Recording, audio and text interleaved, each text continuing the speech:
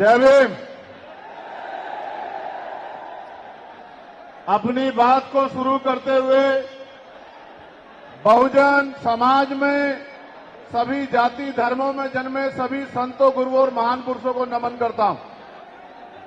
सम्मानित साथियों, आज देश के कोने कोने से चल के आए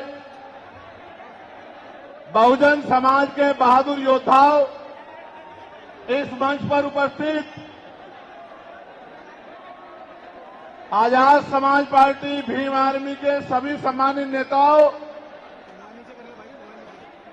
हमारे मिशन 78 अधिवक्ता मोर्चा, अनुशासन समिति, भीम आर्मी स्टूडेंट फेडरेशन और किसान मोर्चा, तमाम संगठनों के सम्मानित नेताओं, यहां उपस्थित हमारी माओ बहनों, नौजवान साथियों और मुझसे बड़े उम्र में बड़े सभी सम्मानित साथियों का मैं धन्यवाद करता हूं।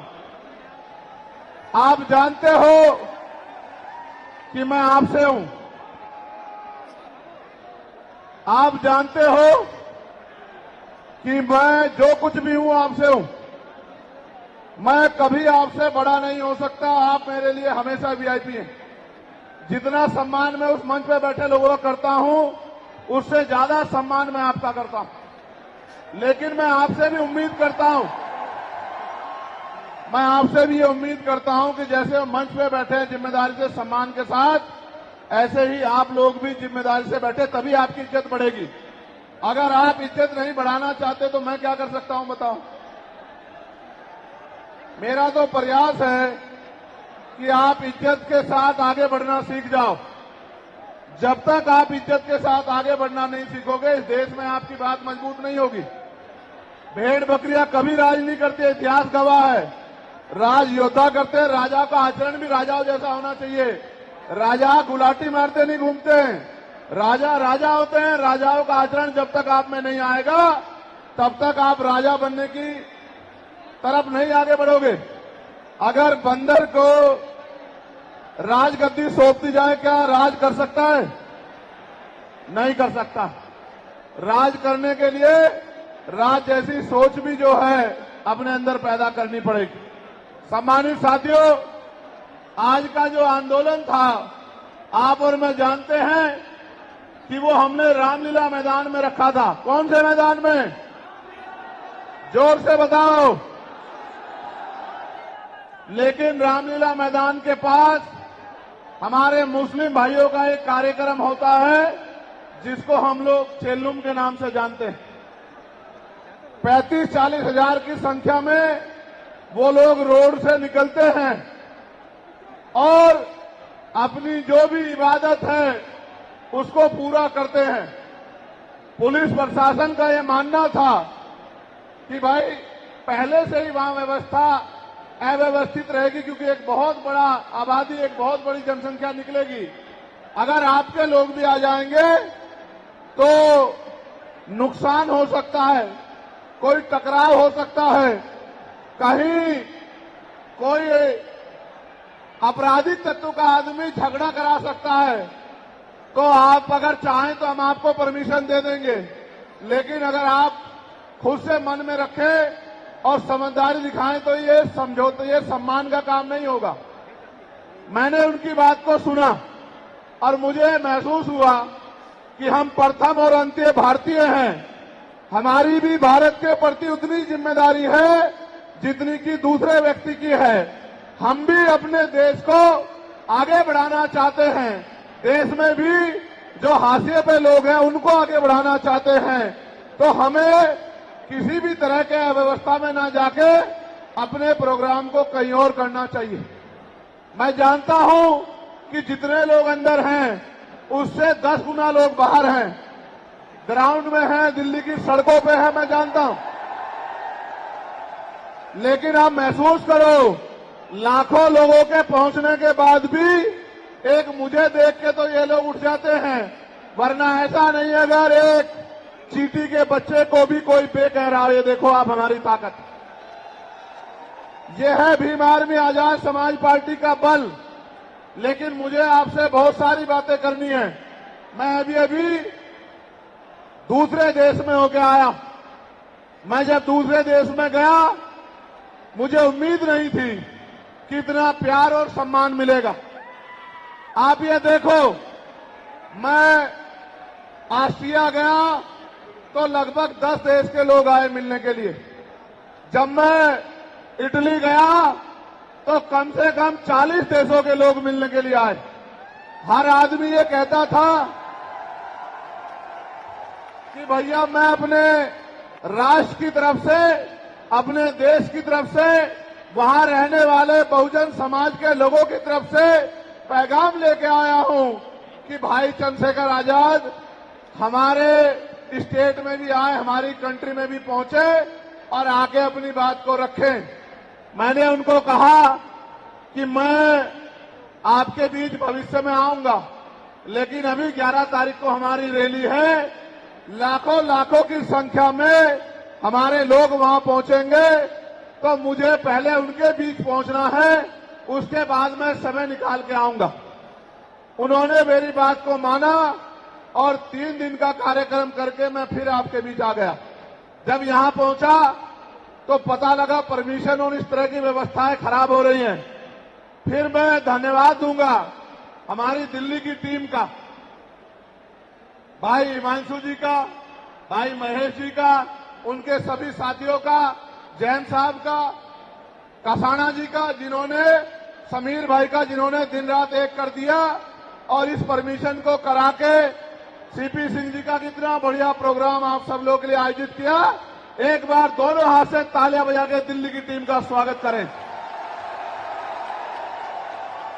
जब मैं दिल्ली का धन्यवाद कर रहा हूं तो देश भर में जहां से सबसे बड़ी ताकत हमें मिली है, मैं उत्तर प्रदेश की भी पूरी टीम का धन्यवाद करना चाहता हूं, क्योंकि हमारे हर एक आंदोलन में उत्तर प्रदेश अग्रणी रहता है। धन के आधार पे, संख्या के आधार पे उत्तर प्रदेश ने अपनी ताकत का एहसास पूरे देश को कराया है। तो मैं उत्तर प्रदेश के प्रदेश अध्यक्ष का, वहां हमारे राष्ट्रीय कमेटी के सभी साथियों का, जो राष्ट्रीय कोर कमेटी के लोग रहते हैं, प्रदेश के पदाधिकारियों का, जिला विधानसभा के संगठनों का, हमारे भीम आर्मी के प्रदेश अध्यक्ष जी का, सभी साथियों का भी बहुत बहुत धन्यवाद करता हूं। एक बार इनके लिए भी जोरदार ताली हो जाए। उसके बाद मैं और आप सब लोग मिलकर स्वागत करेंगे नगीना लोकसभा के लोगों का, जिन्होंने एक एक वोट डालकर आपकी ताकत को बनाने का काम किया। दोनों हाथ उठा के ताली बजा के स्वागत करें नगीना के लोगों का। नगीना के लोगों का धन्यवाद कर दूं? बताओ कर दूं या नहीं कर दूं? बताओ नगीना के लोगों की इज्जत करते हो नहीं करते हो? बताओ नगीना के लोगों का सम्मान करोगे नहीं करोगे? बताओ नगीना तुम्हारे दिल में है या नहीं है? बताओ। तो मैं नगीना के साथियों का भी बहुत बहुत धन्यवाद करता हूं। अब आज के जो आयोजक कमेटी है, मैं उनका भी धन्यवाद करता हूं। अब मैं आपसे आग्रह करूंगा कि मुझे आपसे बहुत जरूरी विषय पर बात करनी है। अगर आप बोलते रहेंगे या कोई भी शोर आएगा तो मेरी बात आप लोगों तक नहीं पहुंच पाएगी, इसलिए मैं आपसे आग्रह करूंगा कि आप शांत हो जाएं। ये जगह कम है, मैं जानता हूं, इस वजह से बार बार अव्यवस्था हो रही है। अगली बार हम जब राष्ट्रीय अधिवेशन करेंगे तो वो इससे बड़े वाले मैदान में, जहां 50,000 लोग बैठ सकते हैं, जो इसके बराबर में है, 15 मार्च को अगला कार्यक्रम हम लोग वहीं करेंगे। सम्मानित साथियों, आज मेरे कंधों पे, आजाद समाज पार्टी के कंधों पे, भीम आर्मी के कंधों पे, बहुजन समाज के लोगों के कंधों पे जिम्मेदारी है कि जो एकता बहुजन समाज में हमारे महापुरुष बना के गए, वो एकता टूटनी नहीं चाहिए किसी भी कीमत पर। ये हमारे लोगों की जिम्मेदारी है। हमारे पढ़े लिखे समाज की, हमारे कर्मचारियों की, हमारे अधिकारियों की, हमारे नेताओं की, हमारे विधानसभा सेक्टर बूथ से लेकर जिले, मंडल, प्रदेश और राष्ट्रीय पदाधिकारी की जिम्मेदारी है कि जो एकता हमारी बनी है वो टूट नहीं चाहिए। दुश्मन किसी भी सूरत में कामयाब नहीं होना चाहिए, इस बात का हमें ध्यान रखना। अब ये रैली करने की जरूरत क्यों पड़ी, ये आवाज उठाने की जरूरत क्यों पड़ी, इसके पीछे भी कई कारण हैं। और मैं अपने नेताओं से ये आग्रह करूंगा कि वो आज के बाद कमर कस ले और गांठ बांध ले कि जो प्रयास भाजपा आरएसएस के लोगों ने किया है हमारी एकता को कमजोर करने का, किसी भी कीमत पे वो एकता कमजोर नहीं होनी चाहिए। इस बारे में आप लोगों को ध्यान रखना। इस देश में वो लोग भी शासन सत्ता में हैं जिनकी आबादी लोकतंत्र में मुट्ठी भर हैं, जिनकी आबादी 85% है, वो इसी साजिशों के कारण एकजुट न हो पाने के कारण इस देश में गुलामों जैसी जिंदगी जीने के लिए मजबूर हैं। मैं बात कर रहा हूं शेड्यूल कास्ट के लोगों की, मैं बात कर रहा हूं शेड्यूल ट्राइब के लोगों की, मैं बात कर रहा हूं अन्य पिछड़े वर्ग के लोगों की, मैं बात कर रहा हूं मुस्लिम की, जैन की, सिख की, ईसाई की, बौद्ध की, तमाम उन लोगों की जिनको आज भारत में सम्मान की जिंदगी नहीं मिल पा रही। मैं बात कर रहा हूं महिलाओं की, मैं बात कर रहा हूं किसानों की, मैं बात कर रहा हूं मजदूरों की, मैं बात कर रहा हूं नौजवानों की। मैं पहले जो विषय है उस पर अपनी बात रखूंगा, फिर मुझे अपने दिल की बात आपको कहनी है। पहला जो विषय हमारा है जिस पे हम लोग यहाँ इकट्ठा हुए हैं, उस पे हम लोग क्या करने वाले हैं, सरकार से हमारी क्या मांग है, सबसे पहले उस पे मैं अपनी बात रखूंगा। हमारी पहली मांग ये है कि 1931 के बाद इस देश में सभी जाति धर्मों के लोगों की जनगणना नहीं हुई है। जब तक जनगणना नहीं होगी तो ये नहीं पता लगेगा कि schedule caste, schedule tribe, backward के लोगों को कितनी उनकी आबादी और कितना सम्मान उनको मिल रहा है, कितनी हिस्सेदारी उनको मिल रही है। तो केंद्र सरकार जल्द से जल्द जातिगत जनगणना कराए। जब तक जातिगत जनगणना नहीं होगी तब तक सबसे पहले स्पष्ट ही नहीं होगा जो आज षड्यंत्र किया गया है और कुछ लोगों को जानबूझ के उनके मुंह से कहलवाया जा रहा है कि इस जाति का हिस्सा ये लोग खा रहे हैं, इस जाति का हिस्सा ये लोग खा रहे हैं, इस जाति का हिस्सा ये लोग खा रहे हैं। मैं चंद्रशेखर आजाद आपको वचन देके कहता हूं, अपने बहुजन समाज के सामने जातिवार जनगणना कराइए, उसके आंकड़े सार्वजनिक कराइए। अगर अंतिम पायदान पर रहने वाले जिनको डीएससी के भाई कहा गया है, जो हमारा परिवार है, अगर उनका 1% आरक्षण भी पॉइंट के बराबर भी कमजोर पड़ रहा होगा तो मैं वचन देता हूं कि इससे बड़ी रैली उनके समर्थन में हम लोग करेंगे। मैं फिर आपसे कह रहा हूं, आप याद करो, जब से इस देश में आरक्षण व्यवस्था लागू हुई है, इस आरक्षण को खत्म करने के लिए चाहे वो कांग्रेस पार्टी रही हो या भारतीय जनता पार्टी रही हो या और कोई मनुवादी दल रहा हो, इन्होंने एडी चोटी के जोर लगाए। और आज जिन जातियों को गाली दी जा रही है, ये वही जातियां हैं जिन्होंने अपने बच्चे कुर्बान कर दिए लेकिन अपने अधिकारों की रक्षा की और आज भी इस देश में आरक्षण बचा हुआ है, नौकरियां बची हुई है, हिस्सेदारी बची हुई है, राजनीतिक व्यवस्था कायम है, लोकतांत्रिक व्यवस्था है। तो धन्यवाद करना चाहिए उन जातियों का जिन्होंने अपने प्राणों का बलिदान दे दिया, लाठी डंडे खाए, गोलियां खाई, लेकिन अपने अधिकारों को छीनने नहीं दिया। सब लोगों को उनका धन्यवाद करना चाहिए। कि schedule caste, schedule tribe, backward के लोगों को कितनी उनकी आबादी और कितना सम्मान उनको मिल रहा है, कितनी हिस्सेदारी उनको मिल रही है। तो केंद्र सरकार जल्द से जल्द जातिगत जनगणना कराए।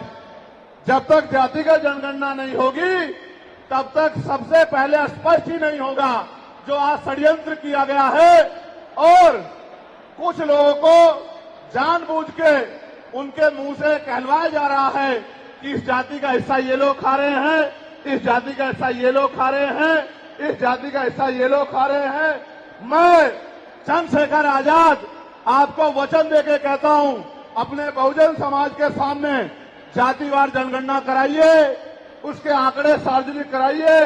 अगर अंतिम पायदान पर रहने वाले, जिनको डीएससी के भाई कहा गया है, जो हमारा परिवार है, अगर उनका 1% आरक्षण भी पॉइंट के बराबर भी कमजोर पड़ रहा होगा, तो मैं वचन देता हूं कि इससे बड़ी रैली उनके समर्थन में हम लोग करेंगे।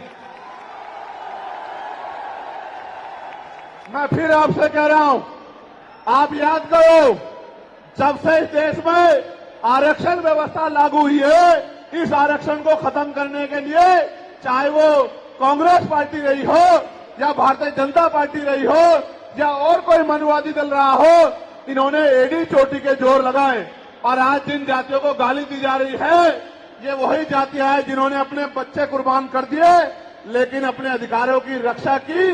और आज भी इस देश में आरक्षण बचा हुआ है, नौकरियां बची हुई है, हिस्सेदारी बची हुई है, राजनीतिक व्यवस्था कायम है, लोकतांत्रिक व्यवस्था है।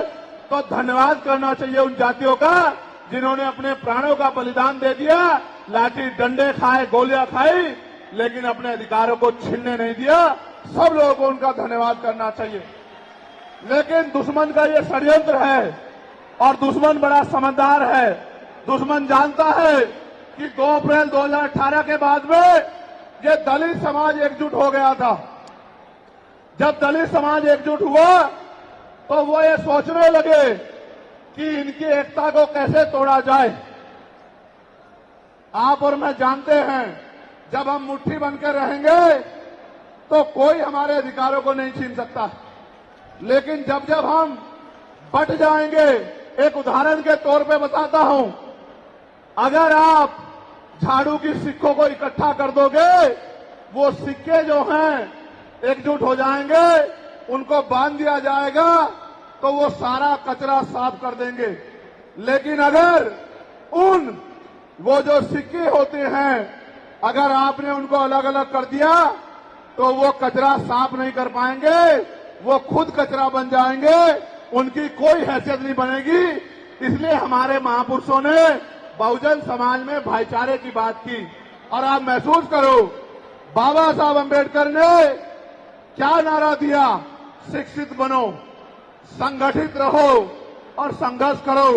हमें शिक्षित भी बनना है, संगठित भी होना है और अपने विरोधियों, बैरियों के खिलाफ संघर्ष भी करना है, अपने अधिकारों के लिए संघर्ष भी करना है। मैं जब देश के बाहर गया तो मैंने देखा कि वो लोग तरक्की कर रहे हैं, उनकी जिंदगी खुशहाल है, उनकी जिंदगी अच्छी बन रही है। लेकिन उनकी जिंदगी तो अच्छी बन रही है, लेकिन 75 साल की आजादी के बाद आज भी भारत में 80% लोग ऐसे हैं जो रोटी, कपड़ा, मकान से वंचित है, जिनको इज्जत की जिंदगी नहीं मिल रही। तो मैं ये देख रहा था, मुझे बड़ी खुशी हो रही थी।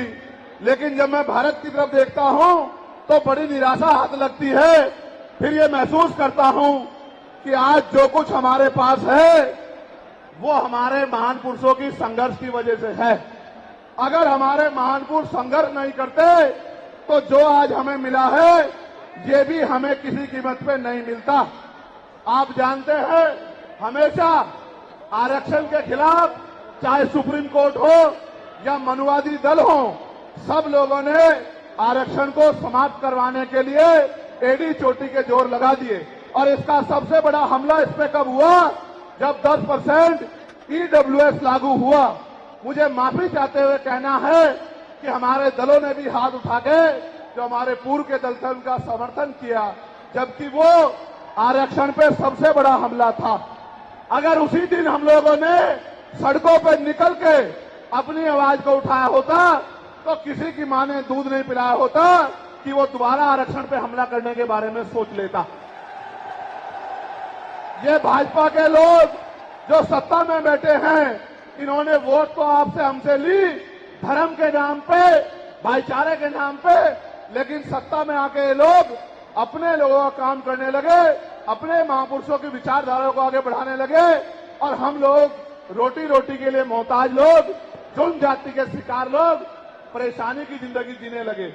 मैं चाहता हूं कि जो जिंदगी हमारे लोग ऑस्ट्रेलिया में जी रहे हैं, ऑस्ट्रिया में जी रहे हैं, इटली में जी रहे हैं, यूरोप में जी रहे हैं, पूरे अमेरिका में जी रहे हैं, कनाडा में जी रहे हैं, हॉलैंड में जी रहे हैं, नीदरलैंड में जी रहे हैं, ऐसी जिंदगी की व्यवस्था भारत में भी हो।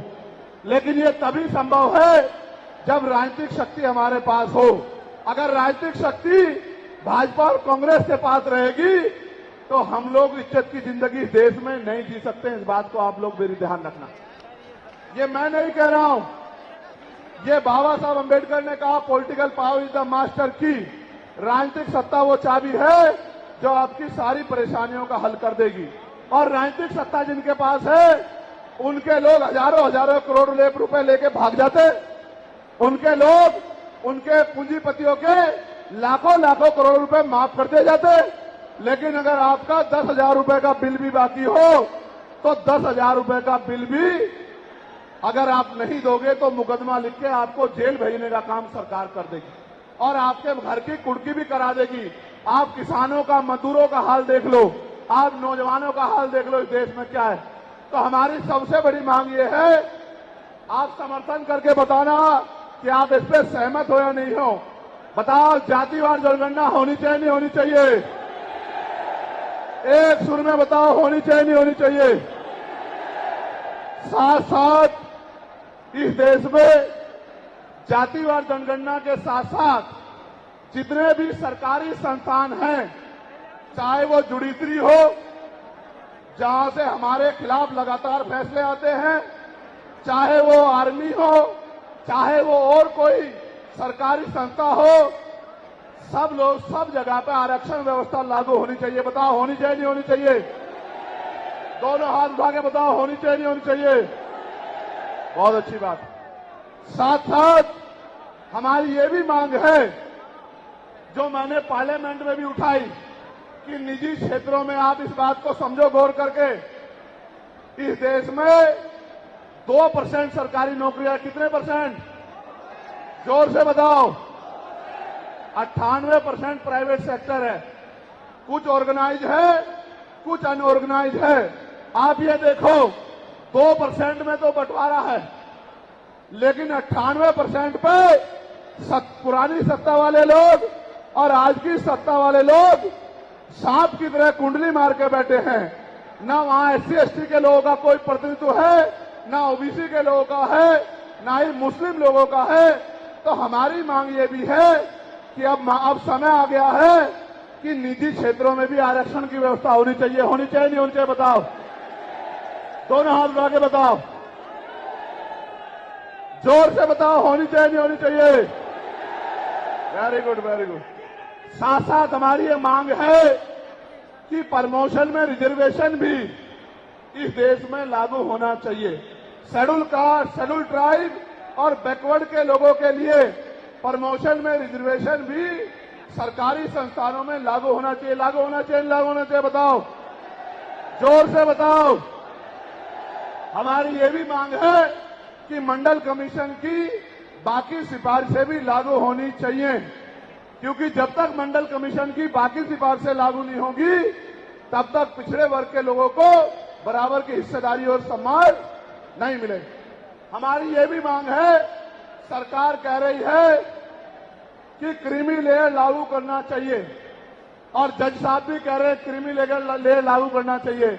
मैंने पार्लियामेंट में पूछा कि भारत में कितने शेड्यूल कास्ट के लोग, शेड्यूल ट्राइब के लोग अरबपति बन गए, इसका डाटा आपको सार्वजनिक करना चाहिए, आर्थिक आंकड़े सार्वजनिक करने चाहिए। तब हमें पता लगेगा कि क्रीमी लेयर की स्थिति में हम आए या नहीं आए।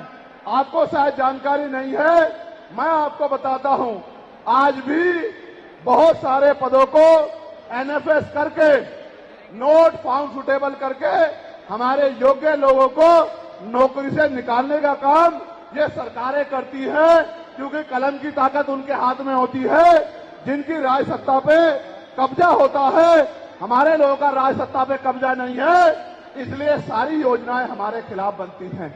हमारी ये भी मांग है जिस पर मैं गौर कर रहा हूं, सरकार ने कहा, मैं आज इस पर भी बोलूंगा। आज अगर मैं इस पर नहीं बोलूंगा तो हमारे लोगों को पता ही नहीं लगेगा देश में क्या हो रहा है। सरकार ने कहा कि वर्गीकरण लागू होना चाहिए। मैंने आपको बताया कि बातें तो बहुत लोग करते हैं, लेकिन जब आरक्षण पे हमला होता है, जब और किसी तरीके से आरक्षण को खत्म किया जाता है, जब गांव-गांव जाके लोगों को समझाने का प्रयास किया जाता है, तब जिन जातियों को आज सरकार के इशारे पे गाली दी जा रही है, उनको ही उन्हीं की जिम्मेदारी मान के लोग घर में बैठ जाते हैं कि भाई यही आरक्षण की रक्षा करेंगे, यही अधिकारों की रक्षा करेंगे। लेकिन सच ये है, अगर सरकार की मंशा वर्गीकरण के जरिए वास्तविकता में निचले पायदान पे बैठे अंतिम व्यक्ति को ऊपर उठाने की होती, तो जिस तरह से 10% आर्थिक आधार पर आरक्षण की व्यवस्था की गई थी, 10% आरक्षण की व्यवस्था डीएससी के भाइयों के लिए, डीएससी परिवारों के लिए सरकार कर सकती थी। उनका कोई मतलब नहीं बैठता था कि इन्हीं में टुकड़ा डाल दे, क्योंकि सरकार जानती है इनमें बंटवारा हो जाएगा तो इनके खिलाफ आंदोलन आसान हो जाएगा, इनको पता भी नहीं चलेगा कब इनके अधिकार खत्म हो गए। मैं आपसे कहना चाहता हूं, सरकार बताए उनके पास वर्गीकरण की क्या पॉलिसी है, किस आधार पे वो वर्गीकरण करना चाहते हैं, कौन से आंकड़े उनके पास है, कौन से डाटा उनके पास है। मैं सरकार से जानना चाहता हूं, सरकार कमेटियां बना दे और वर्गीकरण किस फॉर्मूले पे करेगी ये भी बता दे। हम सरकार को भी सुनना चाहते हैं। अभी देश में पिछले दरवाजे से कुछ नहीं होगा, जो कुछ होगा आमने सामने होगा। अगर हमारे अधिकारों की बात आएगी तो लड़ाई आमने सामने लड़ी जाएगी। सरकार ये भी बताए क्या वह रोस्टर में बदलाव करेगी, क्या सरकार रोस्टर में बदलाव करेगी, सरकार बताएगी। हमारे लोग तो अभी सही तरह से चीजों को नहीं जानते हैं। मैं ये भी विश्वास दिलाता हूं, स्पेशली डीएससी के भाइयों को कह रहा हूं, मेरी बात को गौर से सुनना।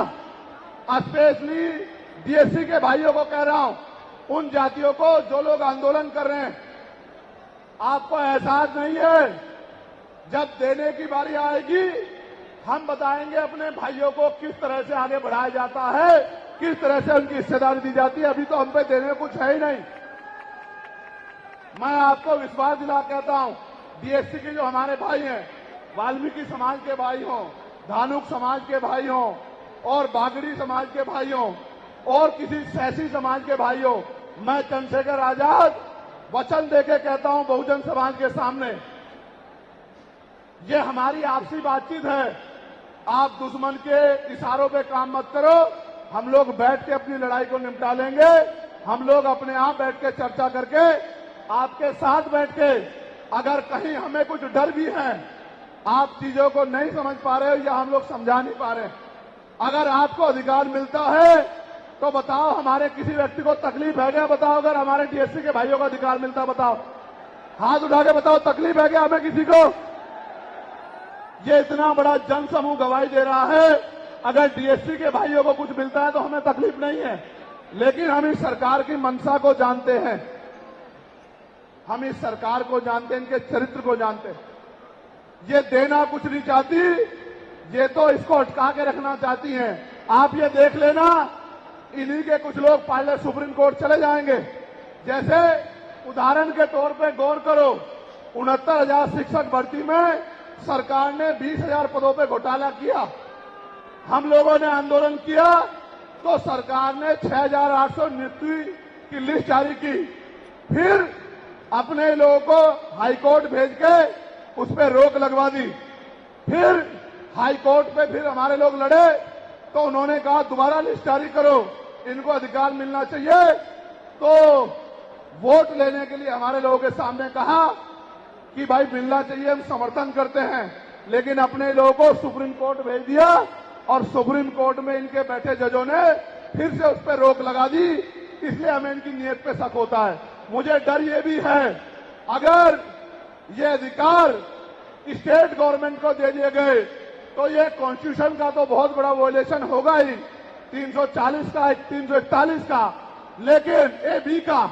लेकिन सबसे बड़ा खतरा ये है कि कल जो सरकार सत्ता में आएगी वो किसी भी अन्य जाति के लोगों को शेड्यूल कास्ट में उनको शामिल करके आपके पूरे अधिकार को छीन-बीन कर सकती है। अगर ये पावर स्टेट को मिल गई हमें सरकार की मंशा पे सिर्फ शक है। हमने ये भी मांग किया, आपको याद होगा, यूपी के साथी हमारे जानते हैं, हमने 2 साल पहले, पौने 2 साल पहले मांग की थी कि जो 52% ओबीसी हैं उनको 27% रिजर्वेशन सुप्रीम कोर्ट के लोगों ने दिया, आबादी से आधा। सुप्रीम कोर्ट ने मंडल कमीशन की रिपोर्ट के बाद ना चाहते हुए सरकार ने कर दिया, तो सुप्रीम कोर्ट ने अपने तरीके से रोक लगा के 27% दिया। हमने मांग की पौने 2 साल पहले यूपी में गोरखपुर में पीसी करके कि ओबीसी की आबादी तो 52% ही है, तो 15%, 27% से अलग 15% आरक्षण की व्यवस्था अलग से अति पिछड़ी जातियों को करानी चाहिए। मांग हमने पौने 2 साल पहले उत्तर प्रदेश में उठाई थी। उसके बाद उसी दिन हमने मांग उठाई, क्योंकि हमें नए चरित्र है। हम बाबा साहब अम्बेडकर को, माननीय काशीराम साहब को अपना नेता मानते हैं, हम ज्योतिबा फूले साहू जी महाराज को अपना नेता मानते हैं। हमने मांग उठाई थी, हम मामला रामसू वर्मा और सर छोटू राम को अपना नेता मानते हैं, हम चौधरी महाराज सिंह भारती को अपना नेता मानते हैं, हम कोतवाल धन सिंह गुर्जर को अपना नेता मानते हैं। हमने मांग उठाई थी कि भाई हमारी आबादी बढ़ रही है, 2011 के बाद जनगणना नहीं हुई और जो जनगणना हुई उसके आंकड़े जारी नहीं हुए, इसलिए हम लोग मांग करते हैं कि जिन जातियों को अवसर नहीं मिले पहले तो उनको तैयार किया जाए और फिर उनको 5% अतिरिक्त आरक्षण शेड्यूल कास्ट में 15% अतिरिक्त देकर उनको मुख्य धारा में लाया जाए। जब हम 2 साल पहले इसकी मांग कर रहे हैं तो हम डीएससी के भाइयों के विरोधी कैसे हो सकते हैं, आप लोग बताओ।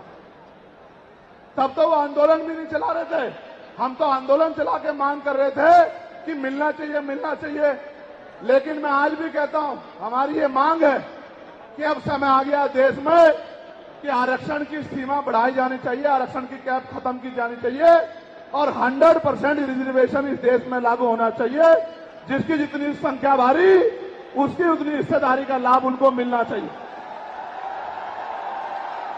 आप फिर कह रहा हूं, जातिगत जनगणना कराओ और 100% आरक्षण करो। मैं तो स्वर्ण जातियों का सबसे बड़ा हितैषी हूं, उनको 10% आरक्षण क्यों दे रहे हो? मेरी ये मांग है। मैं तो अपने लोगों के आरक्षण में से भी उनके लिए मांग करता हूं। उनकी आबादी तो 15% भी नहीं है। मैं ये कहता हूं कि उनका अलग से ब्लॉक बना के उनको 20% आरक्षण सरकार को देना चाहिए और 80% आरक्षण को एससी, एसटी, ओबीसी के लिए फ्री कर देना चाहिए। जबकि काशीराम साहब तो 85% की बात करते थे, लेकिन मैं समझता हूं कि उनमें भी लोग गरीब हैं, इसलिए मैं उनका 5% और बढ़ा रहा हूं। लेकिन पहले देश को ये तो बता दो, जातिगत जनगणना करा के, कि भाई अभी तक उनका प्रतिनिधित्व कितना है, अभी तक उनकी सरकारी नौकरियों में हिस्सेदारी कितनी है और कितनी कमी उनकी है जो आपने 10% उनको दे दिया।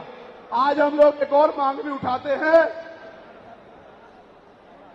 कि कास्ट का आरक्षण बढ़ा के उसकी संख्या के आधार पे 25% करना चाहिए। बताओ सहमत हो नहीं सहमत हो?